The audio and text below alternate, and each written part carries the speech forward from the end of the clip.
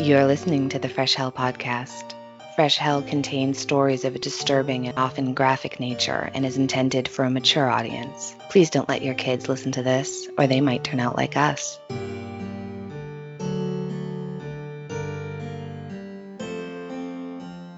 Hi, I'm Annie in the US. And I'm Johanna from Austria, and you're listening to your favorite international podcast. Thank you for listening to another episode of Fresh Hell, the podcast hosted by two online friends who never met in real life but still meet once a week in the online world to talk about President Garfield forever and ever and ever. It's the new President Garfield podcast. We talk about a lot of other terrifying and creepy and sad and funny stuff. That's right.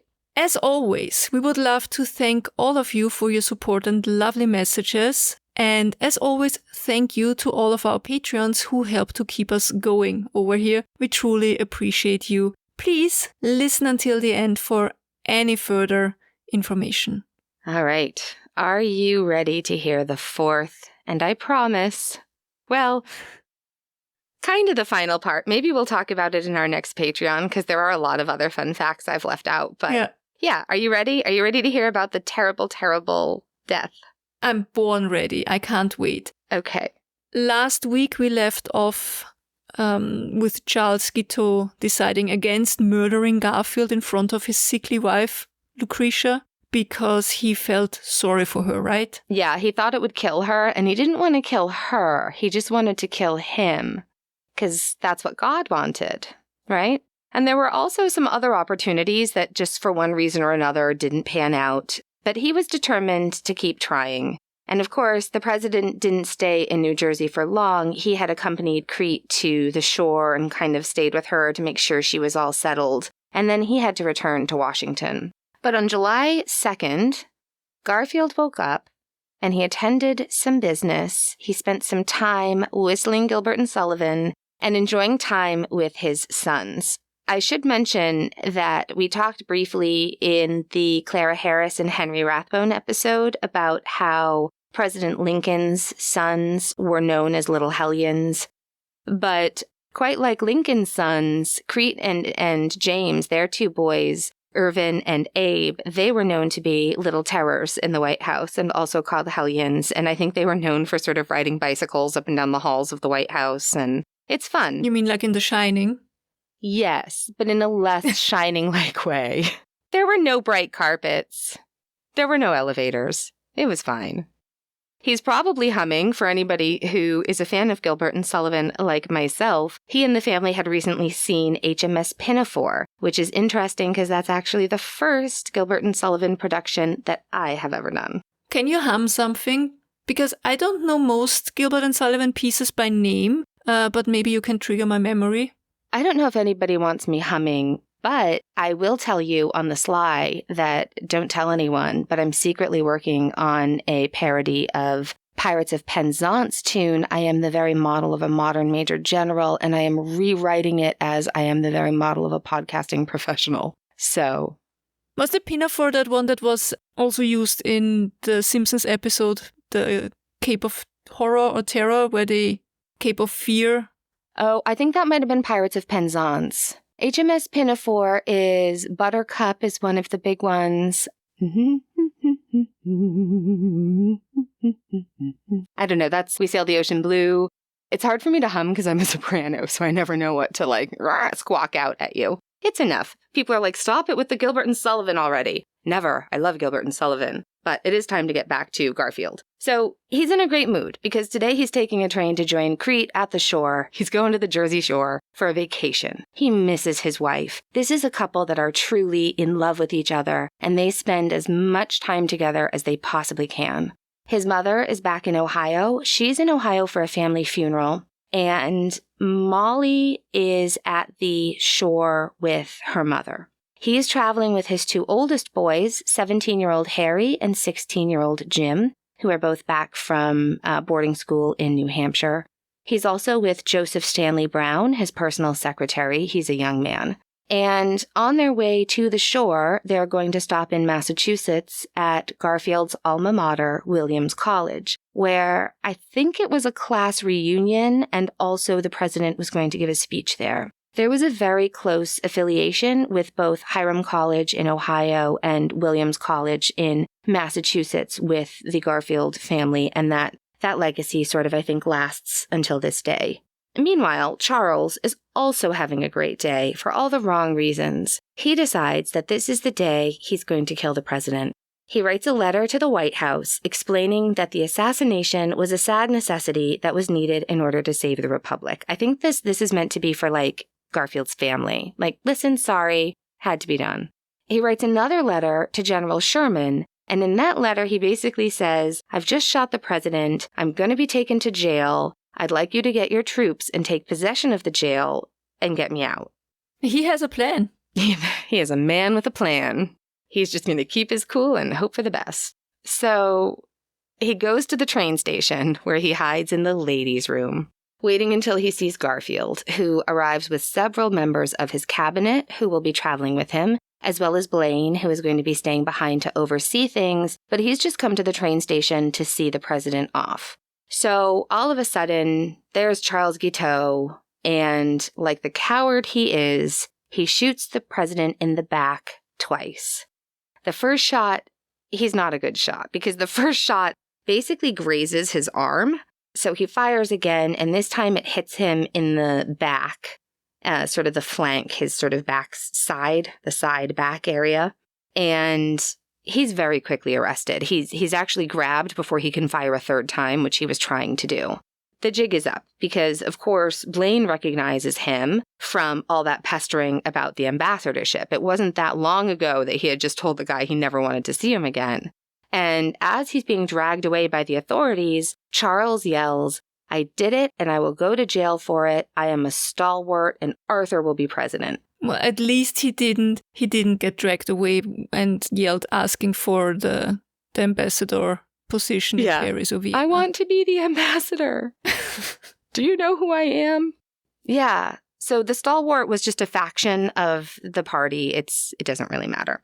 I mean, it does, but not for our story. So Chester Arthur, as we said last week, he is that when he says Arthur will be president, he's of course referring to Chester Arthur, who is Garfield's vice president. And as we said last week, he thinks that the new president, Arthur, will pardon him and immediately give him that consulship in Paris as a thank you for elevating him to the position of president. Spoiler alert, that plan doesn't go well. What? I know. Well, that comes as a huge surprise after all that he has done for the country. So much.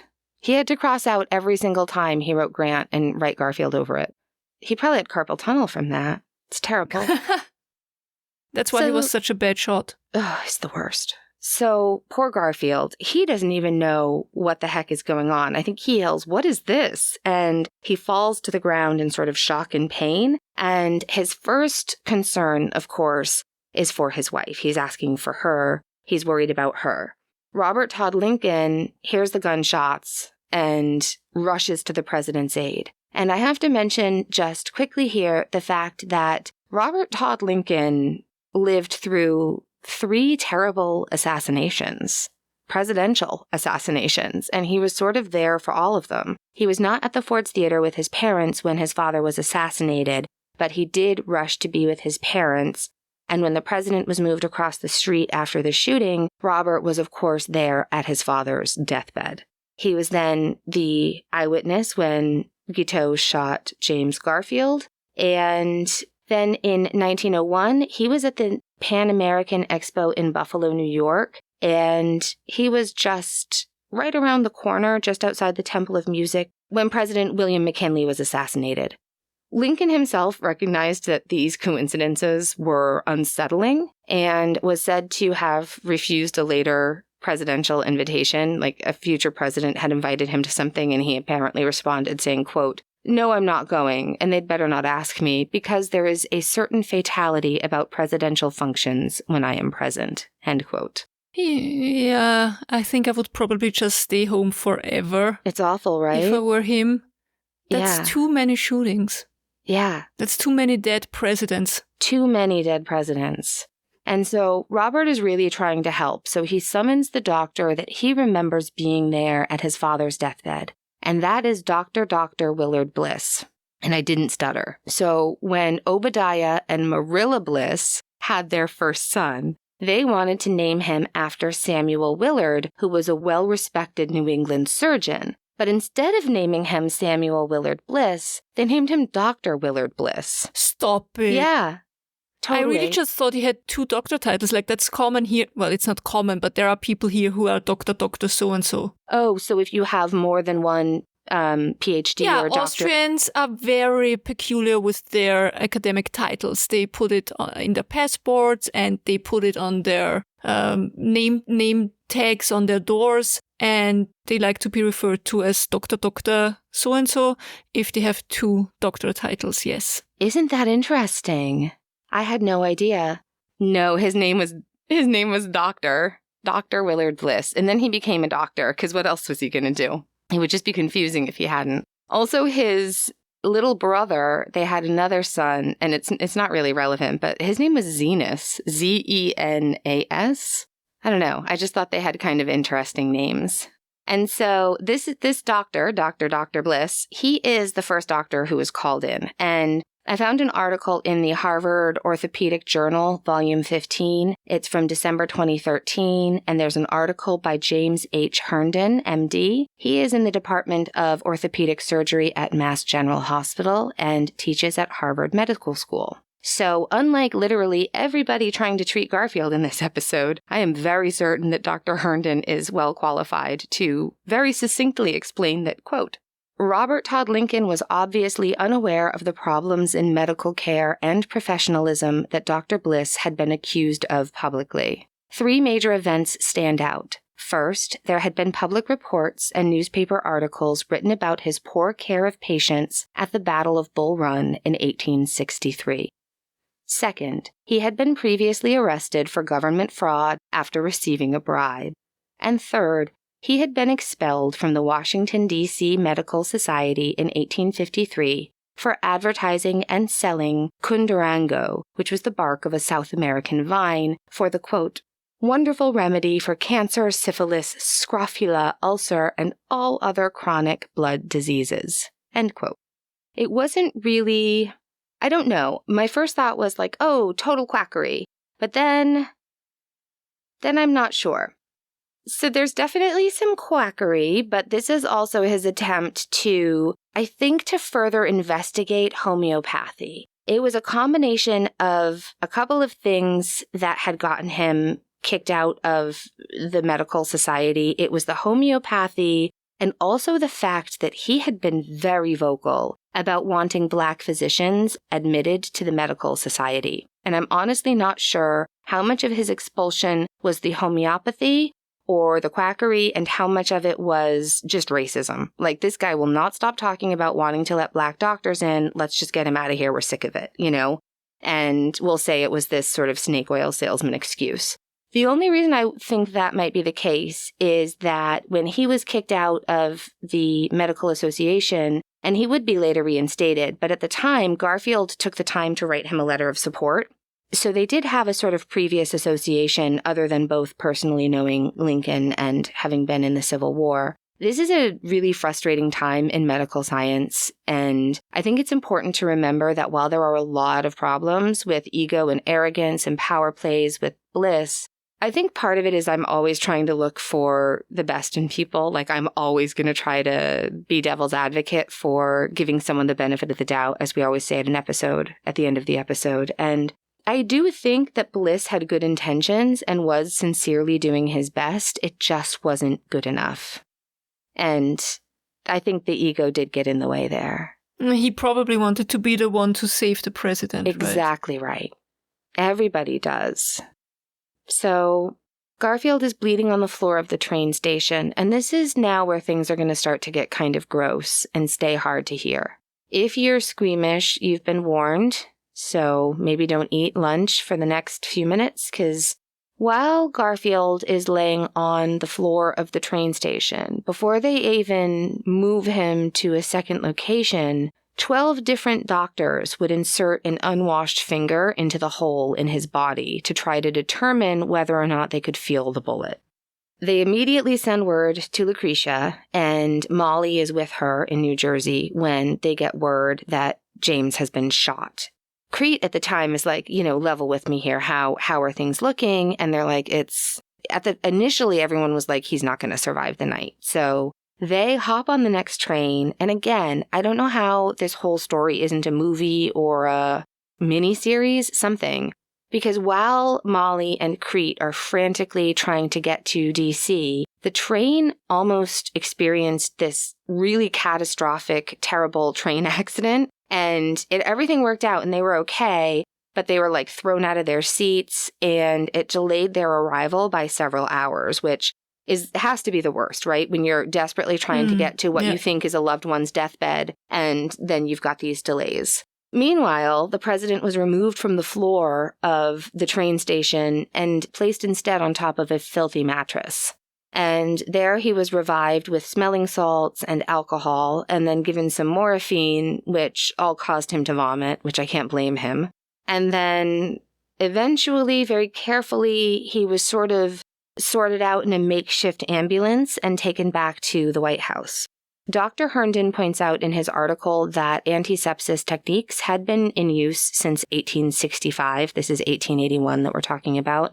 And that the Mass General Hospital in Boston, as well as a lot of U.S. surgeons, were already using Dr. Lister's methods of carbolic acid to disinfect hands and patients and operating instruments since 1876, so 5 years. But we have to remember that this is all before antibiotics. This is a time when maybe in the best hospitals they had adopted these practices, but a lot of doctors at this time also believed that microscopic germs was like you might as well believe in fairies. You know what I mean? It was just nonsense. And from Bliss's perspective, I think the key point to sort of recognize is he had previously sought to further his knowledge of medicine, and it had sort of bitten him. He had looked into investigating homeopathy back in the day when that was the hot topic of treatment possibility. And not all homeopathy is quackery, right? It's still popular today. There are lots of herbal remedies and things in the natural world that provide all manner of relief for problems. So I don't think it was that he was necessarily selling curatives knowing it was a scam. Does this make sense? Like, I don't know that when he went into this sort of quackery business, he was actually trying to defraud people. He might have been. It's more like he was, this was a time in medical history, and we talked about it a lot, where people experimented a lot, tried a lot of things, and learned a lot of new things. Like this was the heydays of modern medical advancements and surgery. This very early, pre-Victorian, early Victorian, it's tough. So Bliss had been readmitted into the Medical Association, but when the ideas of Lister and many others in Europe had started to show up on the scene in the States, there was just a very healthy amount of hesitancy on Bliss's behalf because I think he'd already been burned so badly by his foray into herbal medicine. Again, I keep saying it's a gross oversimplification, but it is. It is. There's just nothing is very black or white. It's just very, very, very gray. Garfield is a big man when he is shot. He is a healthy 6 feet tall and 220 pounds. 6 feet is 183 centimeters, roughly. Mm-hmm. And he was about 220 pounds, which is right around 100 kilograms. Does that make sense? So, like, just a good, healthy sized man. And so they're trying to find that bullet. They really are, but they can't. And they don't think that he's going to survive the night. He does survive. Crete is thrilled to make it to his bedside. But Bliss is just very determined to find that bullet and remove it because he believes this is the only way to save the president. So he inserts a metal rod into the hole in the president's back. And before you ask, no, it hasn't been sterilized in any way. And so he's putting this rod into the president's body and he's trying to figure out what the trajectory of the wound is. And he's done this with no anesthesia or ether or anything. Oh my God. For the president who is awake. And he's trying to just figure out where the path of the bullet is so he can get it out. And the rod gets stuck and it won't go forward. And so Bliss tries to pull it back out. It won't come back out either. And so he realizes the reason that the rod is stuck is because several of the president's ribs are broken from the bullet. And the metal rod has gotten stuck in these shattered rib fragments. And so Dr. Bliss kind of leans down and takes his hand and applies pressure as hard as he can to the broken ribs to kind of shift them around and out of the way so that he can pull this rod back out of the president's body. Lovely.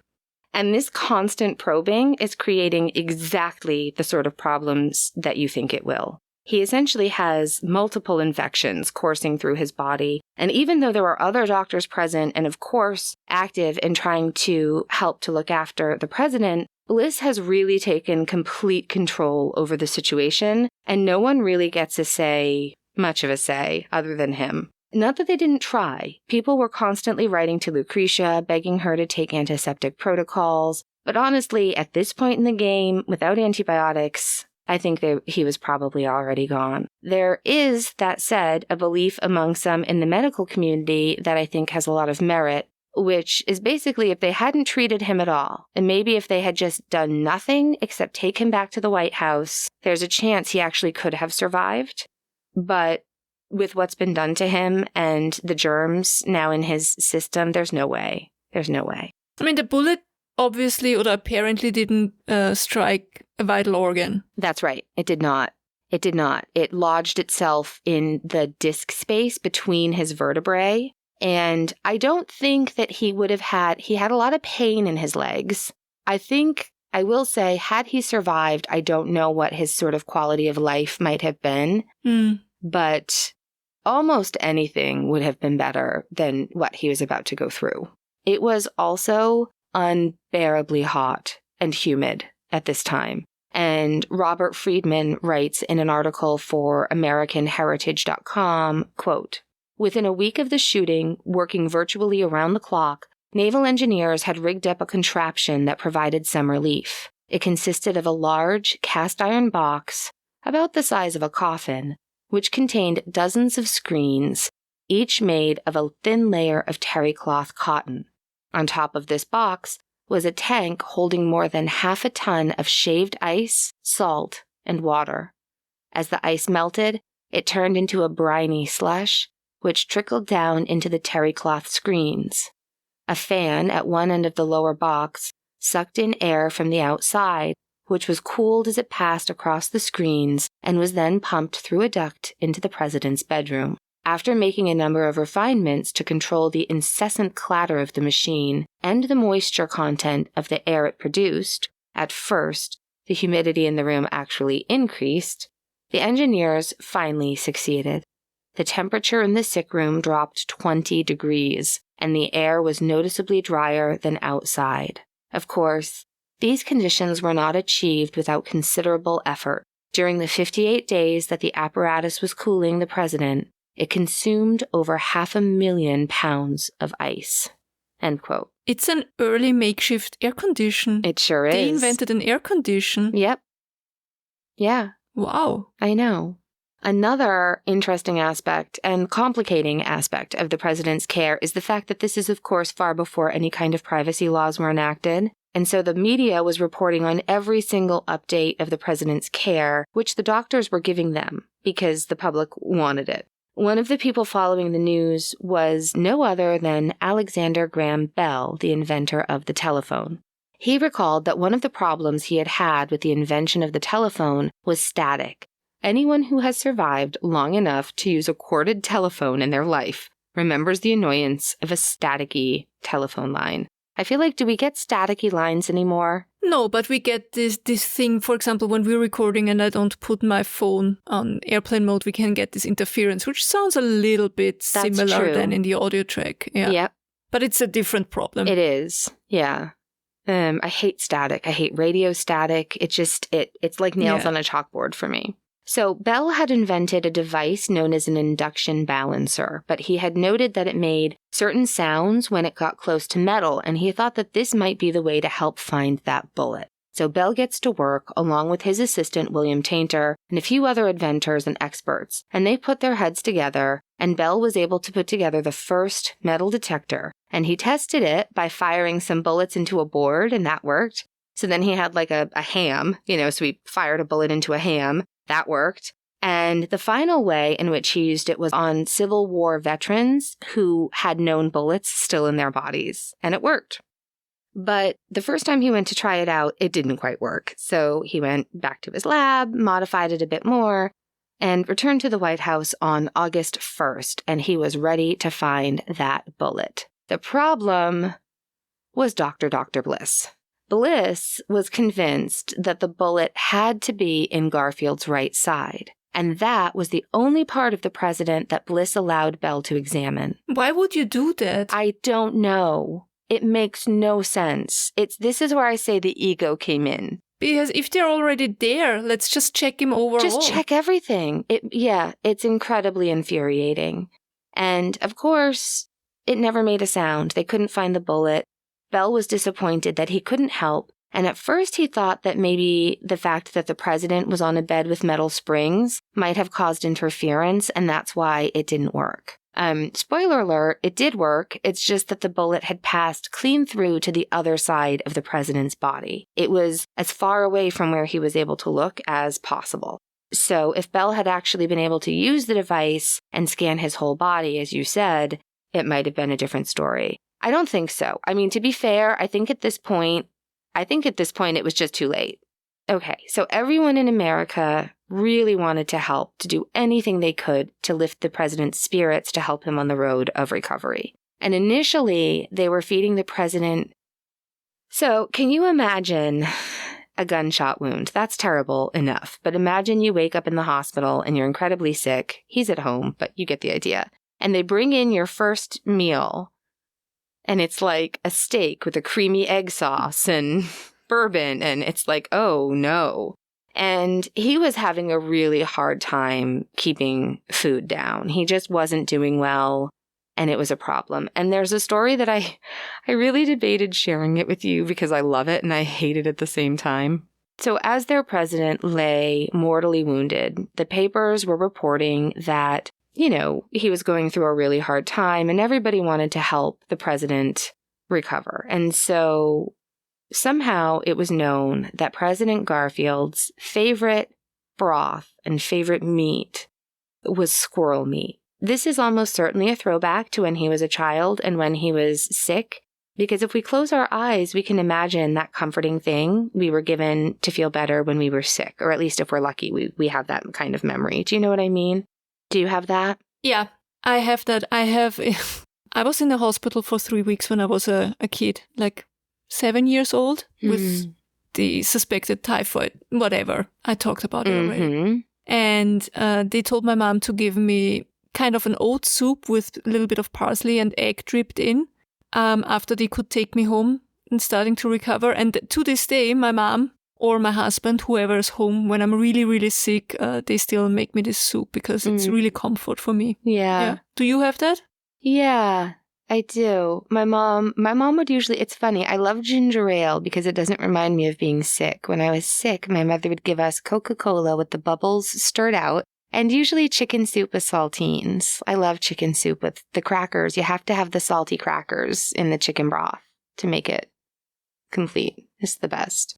And so for James Garfield, growing up in the Ohio frontier, his favorite memory comfort food is squirrel broth. And so a couple of young girls who are sisters actually sacrificed their beloved pet squirrel so that the president might have a meal to make him feel better. That's equal part lovely and upsetting. I know. Like lovely because it's a nice gesture, but very upsetting because that pet squirrel, I'm feeling very mixed emotions now. I don't like it. I wished I'd never heard it, so then I had to tell you. So days pass, and Crete and the kids are constantly at his bedside, and he is in considerable pain. He has this wound that's becoming larger and larger from the doctor just constantly sticking things into it. And there was this just stench of infection all around him, period. As he continues to lose his appetite and is unable to keep food down, they came up with an idea. Dr. Bliss decided to start feeding him rectally in order to try to keep his weight up. Oh my God, this poor man has to go through everything. 4 times a day, he was given an enema of milk, egg yolk, beef, bouillon, and a little bit of opium. But surprisingly, this isn't how we take nourishment, really. I mean, the opium would be helpful rectally, but not the rest of it. And he keeps losing weight. Crete is there. She reads to him. She's his constant companion, and she is crying her heart out in private and putting on a brave, strong front for her husband and her children. And she's tremendously respected by the country for her behavior throughout this entire ordeal. Garfield's body is now riddled with abscesses, including one that had developed in his salivary glands. It was so bad and severe that the abscess burst, and he almost was killed because he was choking on so much blood and pus. He constantly needed to have blood and pus drained from his face and body, and he had drains inserted all over his body. And he was miserable, right? I mean, you just feel so bad. He's so overcome with infection that at one point, Bliss is doing something or other to him with a scalpel, and he accidentally nicks himself while he's working on Garfield. This small cut that he's given himself accidentally comes in contact with the blood and the pus that's all over Garfield all the time. This tiny cut turned into such a massive infection that Bliss himself had to wear a sling and lost the use of his arm for a while. He's lucky he didn't lose his arm. That's how bad the infection was.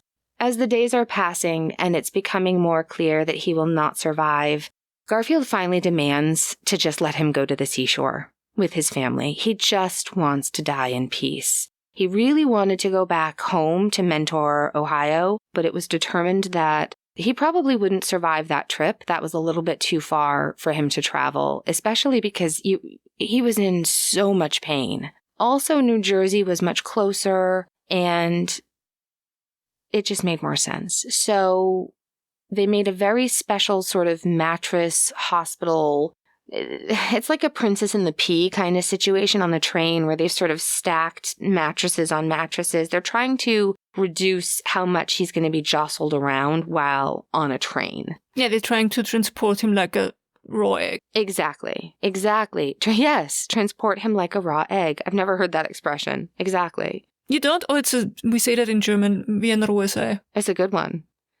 You might have said it before, and it's like a new surprise every time. That's one of the good things about having no short-term memory. And so they want to get him to this summer house, this sort of cottage mansion thing, you know how it was back in the Gilded Age, in New Jersey, where they're going to go stay. And so in order to get him there, they built more railroad tracks. Just like they had done during his front porch campaign, they ended up building a brand new section of track from the depot at Long Branch to the cottage where he would spend his last days, which I believe is the Franklin cottage. But when the train arrived, there was a slight incline and they couldn't make it all the way. So this is a problem. Never to fear, all of the men in town who were sort of there to see their president arriving got behind that train and they pushed it. They pushed the train uphill, up the track to get the president into a place of comfort. When he arrived, he could hear the ocean and feel that cool breeze, and he was quoted as saying, "Thank God, it's good to be here." That's very sad. Yeah.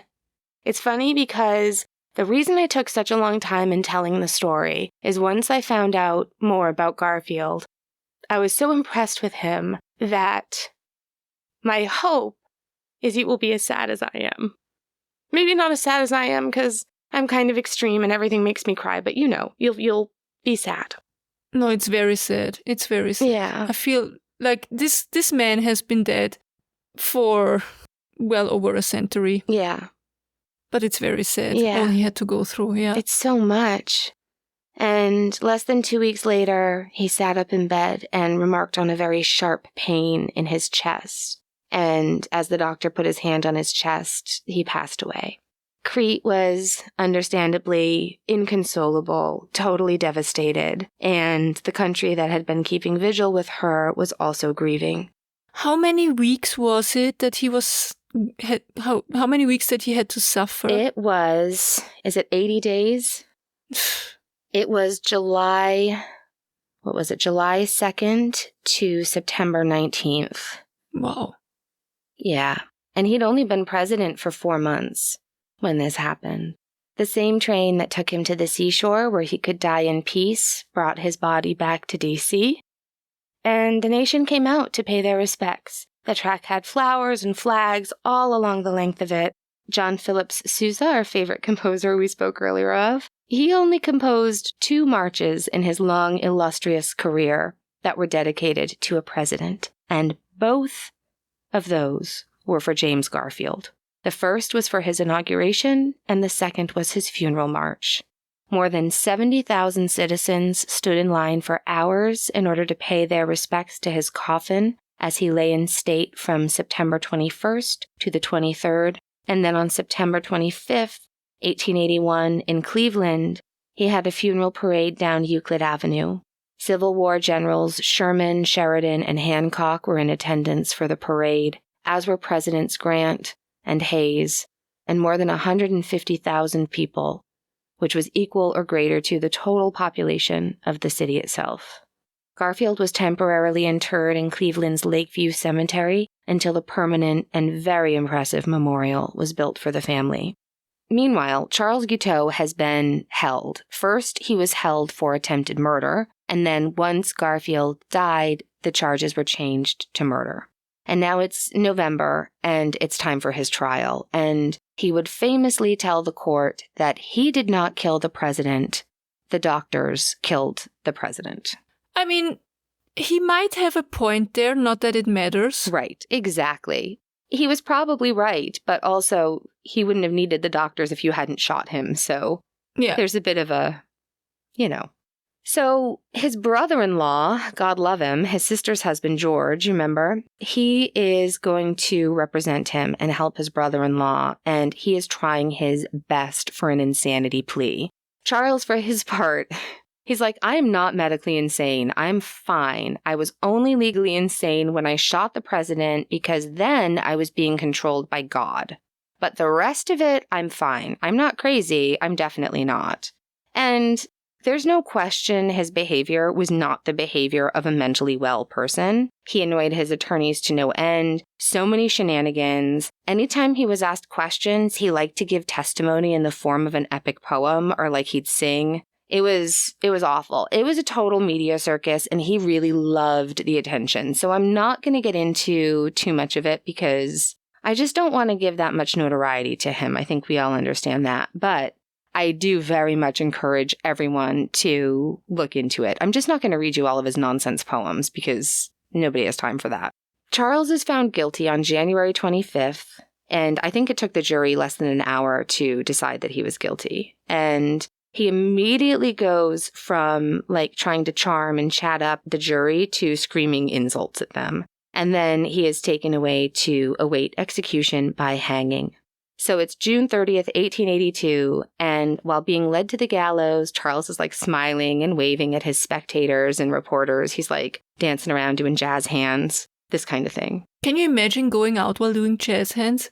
Wait, yes. Actually, that's something I could see you do. Totally. Just out of, I don't know what else to do. You would either do jazz hands or burst out into singing. Both. Just a song. Totally. I support the jazz hands and the singing. It's fine. It's the murdering I've got problems with. So then he insisted, there was a lot of back and forth. He was like, I would like to read a poem I have written called I Am Going to the Lordy. And I would like it if there can be a complete orchestra there to play background music for me while I sing you this poem in a high falsetto. He sang it in a high falsetto voice that made him sound like a child saying nightly prayers about how he's going to the Lordy. And now he's killed someone and he's going to the Lordy. Did they give him an orchestra? Did they do that? No, they didn't let him have an orchestra at all. But they did kind of humor him a little bit. So he reads his poem in this high falsetto, horrible voice, and it just goes on and on and on. And everyone in the crowd, this is terrible, but everyone in the crowd is like, oh God, just hang this guy already. This guy already. Just can we please? It's like, go into the Lordy. No. And so he finishes his poem and he's worked out this whole thing. So when he finishes the poem, at the last word, he drops the paper to the floor. And that's the signal that the very tolerant executioner needed to put the hood over his head and hit that trapdoor. Did he also ask for an ambassador position? He was like, could I go to Paris? No.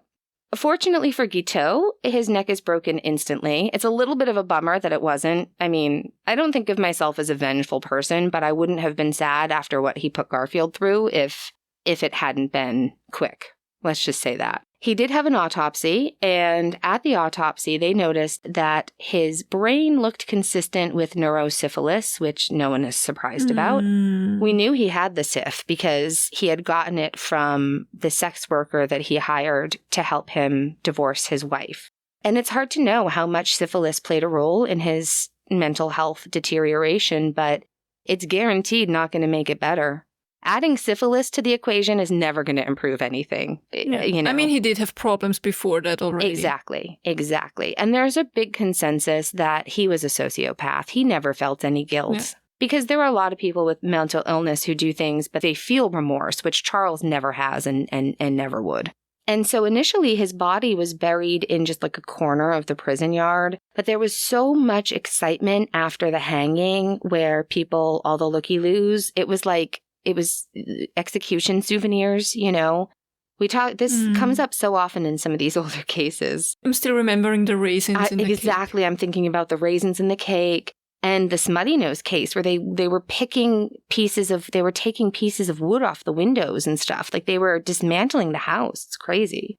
And so they were worried that there might be too much interest in his body. And I think they were also concerned that the prison, like lower-ranking prison workers, might decide to dig up his body and sell it for, well, you know, the novelty of it. So they dug him up and they sent his body to the National Museum of Health and Medicine in Maryland. And there they preserved his brain and his spleen.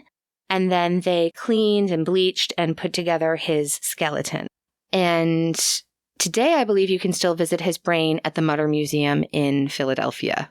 Crete received, as you might expect, a tremendous amount of support, both moral and financial, in terms of a fund for her and the kids that was set up by the American people. She went back to the farm in Ohio and began to gather all of the papers and information that she had from James to try to preserve his legacy. She used some of the money from the memorial fund to do this, and she built a proprietary building for this on the farm, on the property of their farm in Ohio. And this makes her the very first creator of a presidential library. And you can still visit it today if you go to Lawnfield in Ohio, which is a National Historic Site. James's mother, Eliza, stayed with Crete and the children after he passed, and she was especially close to their oldest son, her grandson, Hal. She passed away. Unfortunately, when she passed away, Crete, Hal, and Molly were all in Europe, but her grandson, Jim, was with her. And she passed peacefully at Lawnfield at the age of 86 and was buried at Roselawn Cemetery in Solon, Ohio, next to her beloved husband, Abram. The year after her father died, an absolutely grief-stricken Molly, it's funny because I have some of the writings of Molly, like after her father is killed, and I can't read them. Like, I was like, nope, I'm not reading this at all. Like, you and I would both be just like, and now we're going to have to take a break for... Ever. Yeah, forever. But I have happy news. Now it's happy news time because I just want to end with a little happy. So the year after her father dies, Molly finds herself absolutely head over heels in love with none other than her father's personal secretary, the young man named Joe Brown. He had been spending more and more time with both Crete and Molly because he was helping Crete to put together the Presidential Library collection. He then went to Yale, which I think was partly funded by Crete. I think he had been very close to the president, obviously, and I think he immediately sort of became part of their family. They were married in a double wedding on June 14th, 1888, right after he graduated from Yale. His degree was in geology. She was 21 and he was 30, and they were just head over heels in love. They were so happy. Did you say double wedding? I did. Her brother, Harry, also married Belle Mason, who was the older sister of Molly's very good friend May. One ceremony after the other. I don't think it was, they didn't get married at the same time. It was like one ceremony, then another ceremony, then the huge wedding supper for both couples. And they even had 2 separate wedding cakes. Kind of like when my sister and I, who have the same birthday but aren't twins, had birthday parties as kids. You know what I mean? It was like one giant party, but we had our own cake and that kind of thing. I was at a double wedding once. Were you? Mm-hmm. Tell me everything. Whose was it? It was, were they brothers or were they cousins? And they married their wives at the same time. I was a kid. I think they had 2 wedding cakes. I just remember that I thought I would never want it because I would want to have the attention on my husband and me when I got married. Yeah. But on the other hand, it can be nice. Also, it's, a way to cut down costs. Absolutely. I think it would depend on the situation, for sure. My best friend Lara and I used to always hope we'd have a double wedding one day. So after the wedding, Molly and Joseph honeymooned in Europe, where they stayed, and the groom continued to study geology at the University of Heidelberg. I could go on and on about the children of James and Crete and what they accomplished, and maybe we'll talk about this for our next Patreon and make Garfield, we can sort of do a Garfield episode, and that way I can talk about everything I definitely forgot to mention this week.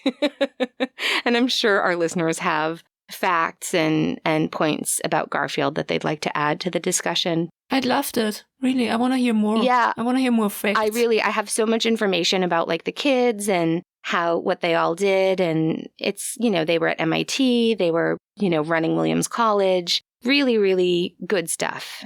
Crete lived to see all 5 of her children grown, successful, happy. And that is such a gift. And she died in 1918 of pneumonia, actually. She was 85 years old. And of course, you know that she is buried with her beloved James. Where are they buried? They are at that cemetery that I just mentioned in Ohio. It's a really, really, I'll post pictures of it in the Facebook group. The memorial is huge and gorgeous. There are memorials to him and towns named after him and streets named after him and all sorts of things. And once I learned about him, I think I said this in the very first episode, that when you hear Garfield from now on, don't get me wrong, we all love Garfield the cat, but I just think Garfield the man is such an impressive character in our history. And what an absolute loss to this country, what his mind might have accomplished, Because he was very radical in the early days post-Civil War, but had tempered himself a little bit more moderately and had learned the importance of compromise, which I feel is gone completely from politics today. I don't think it's a political statement to say that. Not only politics, like people are arguing like so many things. Thank you so much for all this wonderful knowledge you shared with me and with our listeners, of course. I honestly had no idea about any of this, and I find it fascinating. And I think I have to buy yet another book and put it on my huge pile next to my bed. Yeah. Because I want to know more. The Peskin book and that Candace Millard, it's funny because I've got a YouTube playlist that I'll share that I was watching after most of my research was done. I always like to see if anybody brings up stuff that I forgot. And there are some great, great sources in that playlist. But one of the really fun things is when you find an author you like a historian, and there are quite a few really interesting talks by Candace Millard. And in one of them, she says, I just watched it the other night when I had sort of finished everything, but she really says, I just hope reading my book that you love him as much as I do. And I was like, yes, I do. And now I hope all of you love him as much as I do. Go out, read some of these books. Next time someone talks about Garfield the cat, you can be like, actually, did you know? So that's it. Thank you. I can't wait to hear what I forgot. I know there's so much. You have something good? So my dad's going to really hate this, but my dad is my something good. He's going to hate this so much, especially when I tell you that I really think my dad is as smart and accomplished and awesome as Garfield was, actually. He's the one, as I said, that got me into John Philip Sousa and Gilbert and Sullivan. He's the reason I love to read. He's the reason I love classical music. He's the reason we know how to do so many things in our life, because he was just and is an incredibly involved dad who, growing up in the 70s and 80s, my dad cooked and cleaned and did laundry and school runs and homework and shampoo horns, and every single thing my mom did, my dad did, and vice versa. My parents were very progressive for the time, I think. He was just an awesome, awesome dad when we were kids. And then, unfortunately, right when they should have been able to enjoy sort of a child-free time, my mom got sick. And he took such good care of her for 20 years. And some of those years were very, very hard, And these historical episodes, this is one that he had requested, but it's funny because my dad reads more than anyone I know, and it's always nonfiction. 99.9% of the time, it's nonfiction. And I remember growing up and just thinking, oh, it's so boring. This is so boring. Boring, Dad. Why don't you read this other thing instead? And we had a deal when I was a kid where after church on Sundays, we'd go to the Brewster bookstore and we'd alternate. So once a week I could pick a book and once a week he'd pick the book. So I always got like Babysitter's Club, but he was always buying me nonfiction, and they were always good. He had has a love for history. He actually is everything but the dissertation. He has a master's in history and was working on his dissertation when he went to Vietnam. And when he came home from Vietnam, that didn't seem like the most important priority. And so he put his other master's degree to work, which is in social work, and he taught and then worked as a social worker his whole career. My dad, I'm just so proud. He spent his entire life making the lives of other children better. But none of them were as lucky as me and Moose because we have him for a dad. And he is one of my favorite people. He's one of my best friends. He is just so remarkable. And I just would love to toast some truly excellent fathers like the late James Garfield and like your wonderful late father, Johanna, who I know you miss every single day. And to my dad, who I can't even talk about how much I love him without crying. So here's to great dads, everybody. To those who, actually, I think this is going to be coming out just before Father's Day. That's apropos because, this is just thank you to all the really great dads out there and the dad-like figures, the uncles and grandpas and, just all the men out there who have stepped up to be a positive impact in the lives of the children around you, because I can really think of no greater example of that than my own dad. And happy Father's Day, everybody. Happy Father's Day. Thank you. Please tell your pets we said hi. We love them. We miss them. Hug them, cuddle them, give them a boob on the nose, treat them nicely, take them to the vet, keep them cold, keep them warm, whatever. Keep them wet, keep them dry. keep them moist, keep them dry. as needed. Yes. Do everything you need to do for them. You are the only thing they've got. But be not only kind to your pets, be kind to your fellow human beings. Give them the benefit of the doubt. Everybody's stressed out once in a while. That's right. Also, be kind to yourself. It's the hardest thing of all. And that's it. That's all. That is all. And until next week, please remember that if you are going through hell, keep going. Tschüss. Bye.